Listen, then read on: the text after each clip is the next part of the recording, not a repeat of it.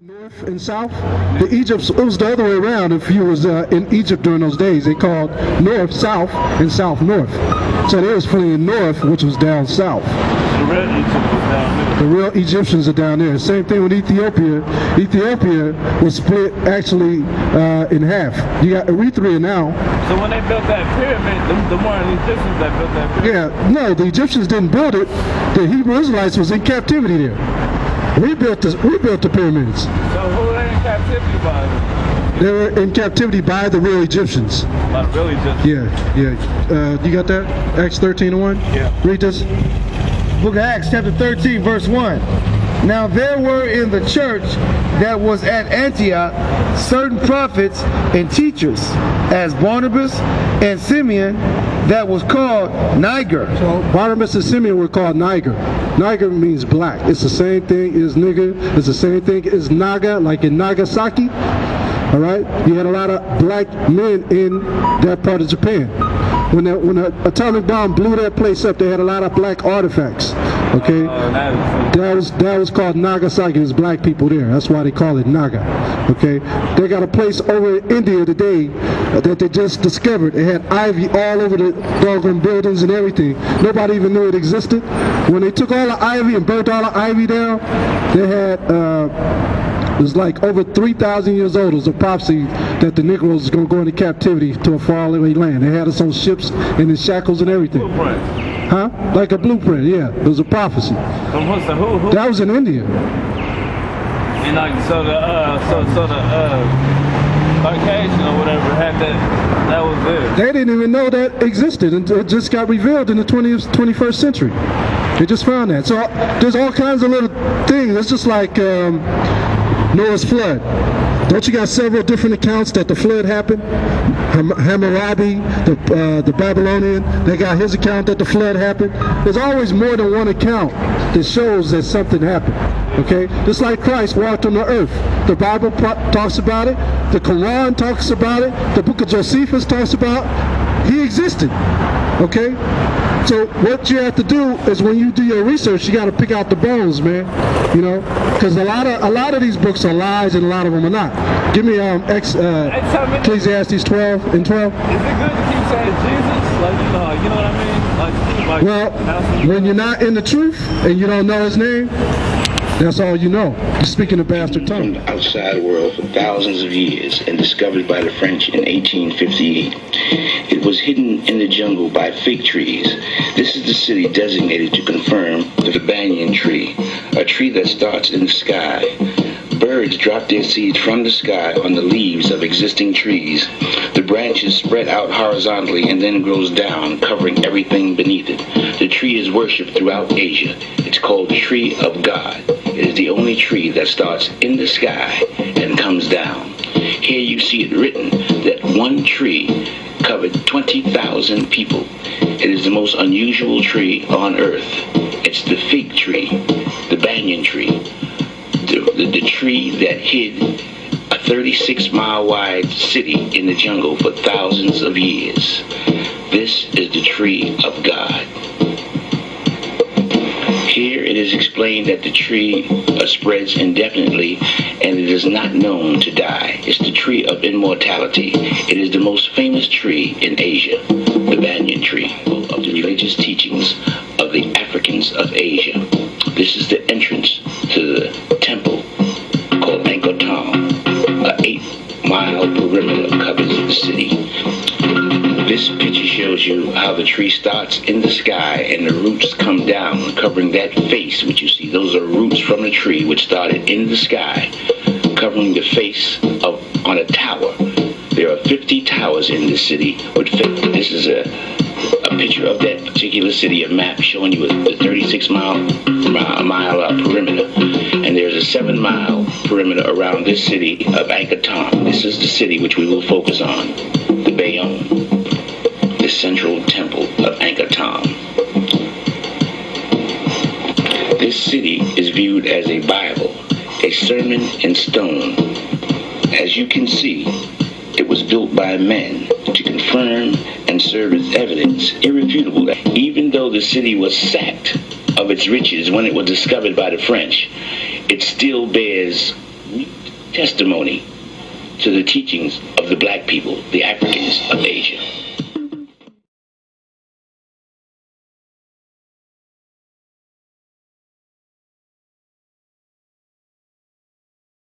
This shows you that there are, in fact, 50 states in the United States, and there were 50 towers in this city.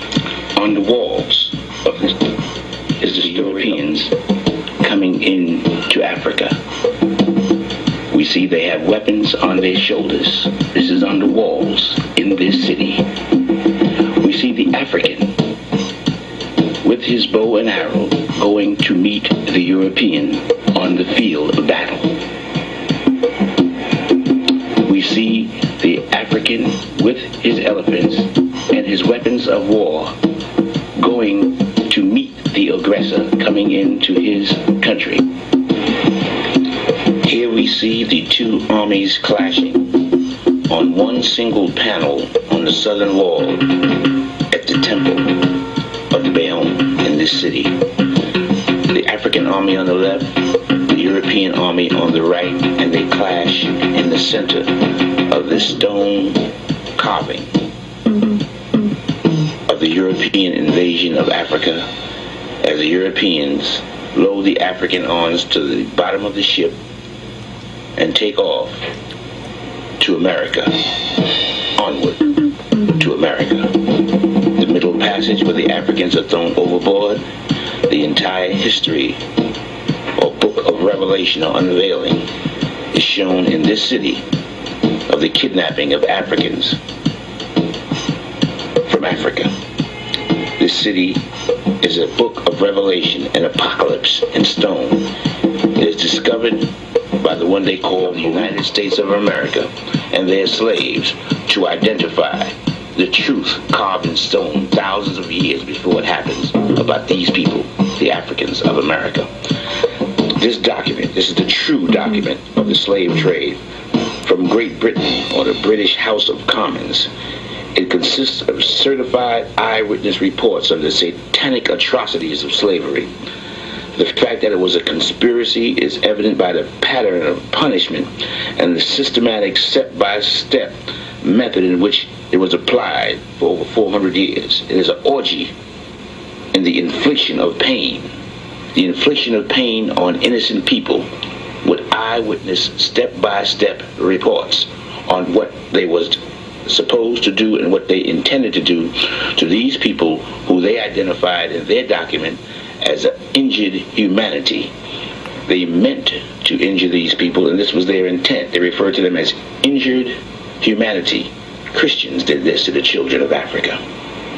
Here is how the European artists of that time interpreted that event with his pen. The same event in the British Commonwealth, testifying to what they said that they did at that time to the black man.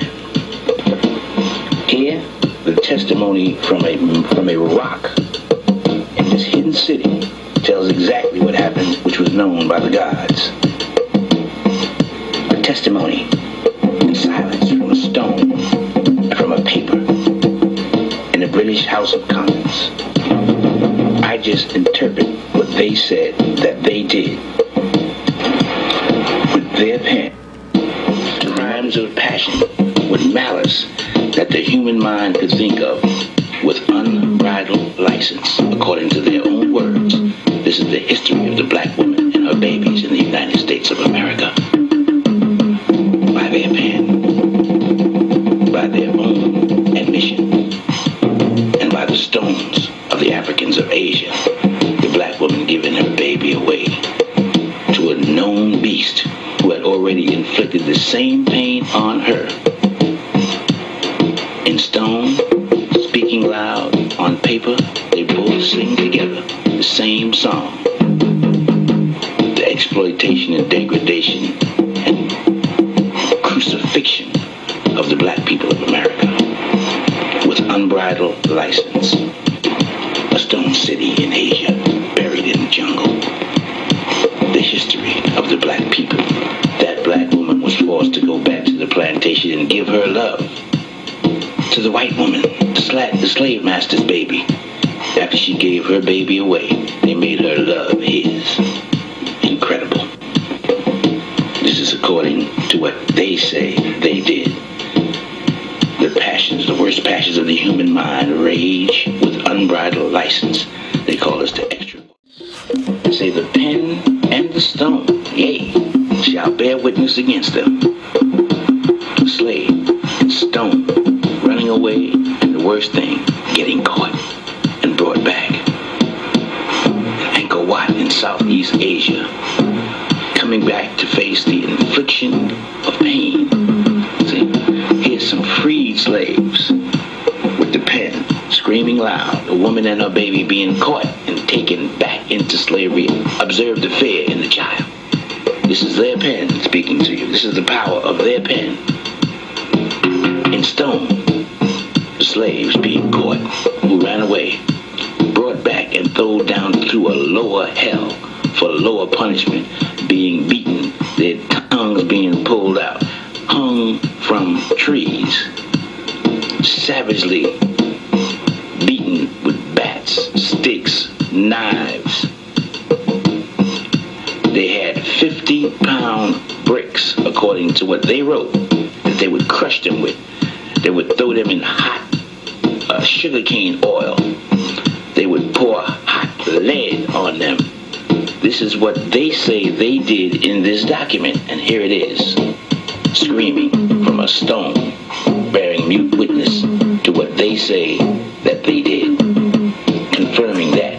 Here it is right here. Very objective is to force the black woman to know that her new man was the white man, so he branded her. He made her loyal to him. He raped her. He made her carry his baby. Then he invited other nations. He said he was a beast with two horns. North America and South America, the same crimes against us. From the stone of Southeast Asia showed the black man in the position of the cross, with his penis castrated, the man below him with a knife, with pins throughout his body showing severe pain. Him and the black woman were forced to suffer. They are the Christ in Asia. And this is how they did the Christ. In stone and in paper. Before slavery, they never put him on the cross. The pen and the brick and the rock in harmony. The crucifixion of the Christ. This is the true identity of Christ. Black people know very little about this, or nothing at all. It's them. They eat the whole hog. As you see them putting the whole hog in the pot there, that means they ate hog maw, hog head, and hog jaw. They ate pig feet, pig ears, and pig knuckles, chitlins, fat back, ham hocks, pork chops, pork skins.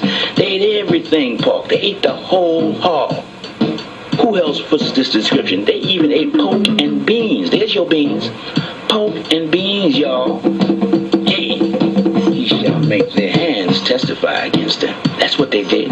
You're the only people on the planet who eat that much pig. Wages.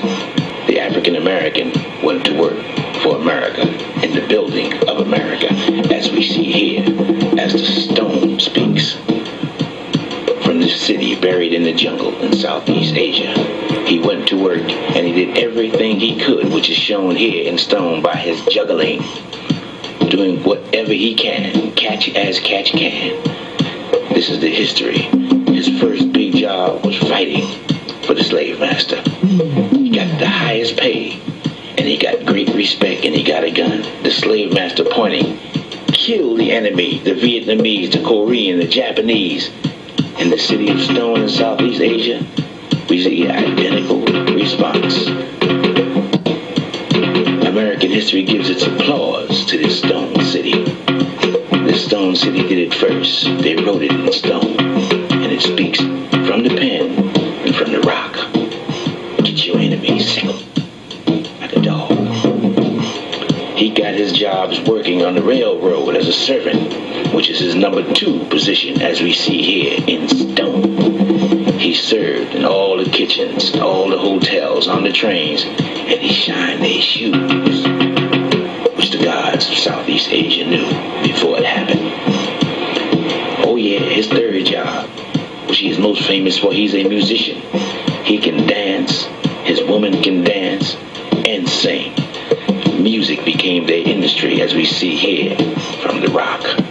And the rock hollers loud, Mr. Bojangles, there it is in stone. From Southeast Asia in the city, buried in the jungle. Oh, and they had those New Orleans marching bands too, that the Africans of Asia knew about in advance. They showed them with their marching bands and their horns and their djembe, African drum, to show what people it was. And of course, the African talking drum speaks for itself from the rock in a city buried in the jungle for thousands and thousands of years. According to their document, so that you wouldn't be mad at the slave master, you'd be mad at the man with the whip. They had a specific mode of beating slaves. They would have two blacks hold them in the front, one black hold them in the back, and another black beat him under the instructions of the white man. The slave who is receiving this beating is angry at the blacks who are beating him. This is reborn. This is what they did intentionally to make you hate each other, and this is reborn and depicted here, the effects. These are not two gladiators. This is brother against brother in stone. Notice they look exactly alike. This is what the gods of Asia were telling you. The effects were brother against brother, which is in our culture. The white woman spying on the Negroes, working. There they are. They snitching on each other. They got fights with each other. That's the effect of slavery. They gambled with each other, stole each other's money, tried to take each other's money, became enemies of each other. That's the effects of slavery. Stealing from each other, which is endemic in our culture. One brother would get mad in stone. Here you see him solving the problem, killing you, cracking you on the head with a baseball bat in stone. The stone is screaming, telling you exactly the effects of slavery. Here we are in jail in Southeast Asia, in the city, in the jungle. We occupy the jails all over the country. We fill them up in stone. We started drinking, taking alcohol. These are the effects of slavery. And today you find us all over America doing what we have been doing for the last 400 years, begging for survival. This is the man who did it. He wears leopard skin from the Indus Valley because a leopard is the only animal that will attack a human being without provocation. The stone speaks without provocation. That's what this tells. This is a wall carving showing you everything you just saw. Or almost everything.